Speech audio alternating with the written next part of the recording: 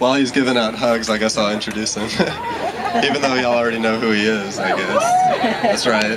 Reputation precedes him. I guess as Brother West was coming in, I started thinking about Occupy in general. And I'm not speaking on behalf of Occupy because I'm just one person. But I think that the central issue that all of the Occupy proceedings around the country and around the world can be boiled down to, and I think they can be boiled down to a single kernel.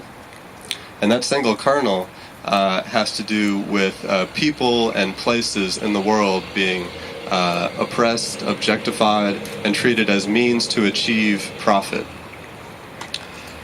So the solution to that problem, which is becoming institutionalized and there's no check against it, the solution to that problem has to do with valuing people and the places that house those people and sustain those people over profit for the few. Valuing people over profit. And essential to the valuation of people over profit is a little something called love.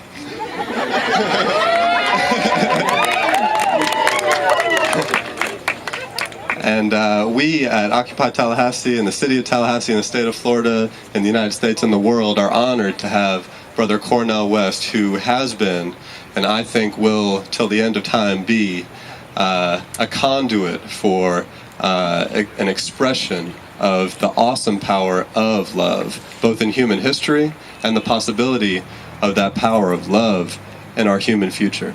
So please join me in welcoming Brother Cornel West.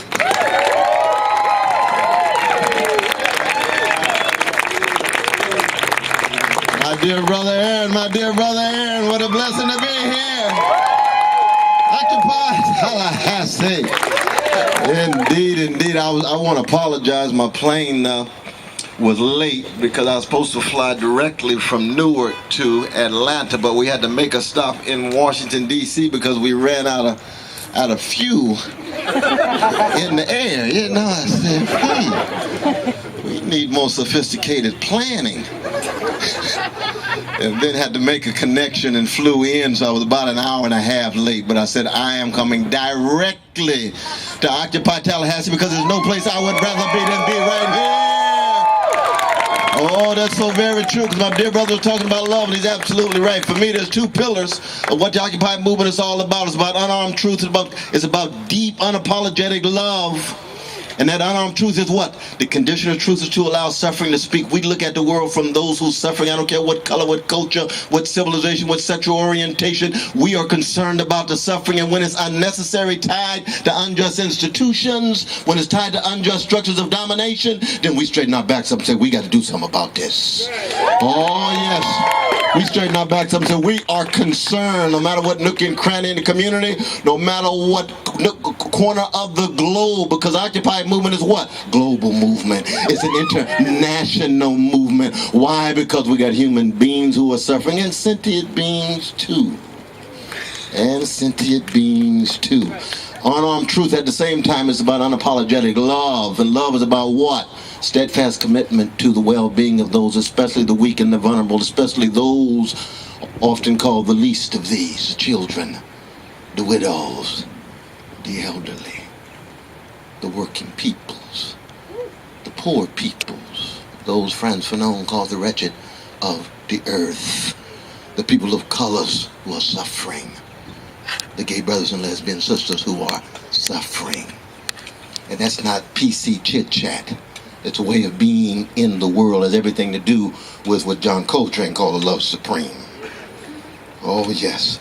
And it requires what? It requires a systemic analysis of the suffering. Isn't it interesting now? Even Fox News has to talk about predatory capitalism. Isn't that interesting? Vulture capitalism, vampire capitalism, and we say, you don't say. How you think 1% of the population has 41% of the wealth?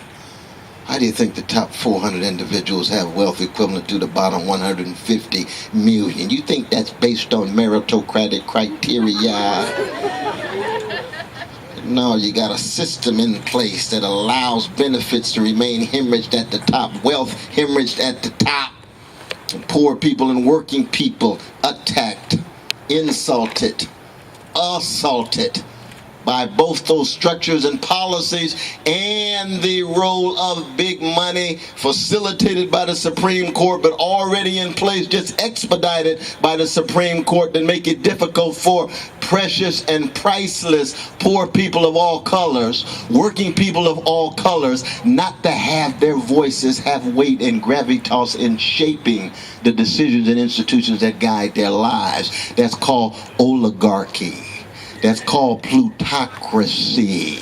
So that all the talk about democracy in so many ways is preserved by the Occupy movement. If you really want to see democracy in action, where the voices of everyday people are actually raised in the face of oligarchic power, people are going to have to turn 100 years from now to the Occupy movement, 50 years from now to the Occupy movement. But I can't wait until March and April and May, when things get a little more warm in New York and Chicago and Detroit and Baltimore and Washington. And you all already got sunshine all year. I know that. I'm down in Florida.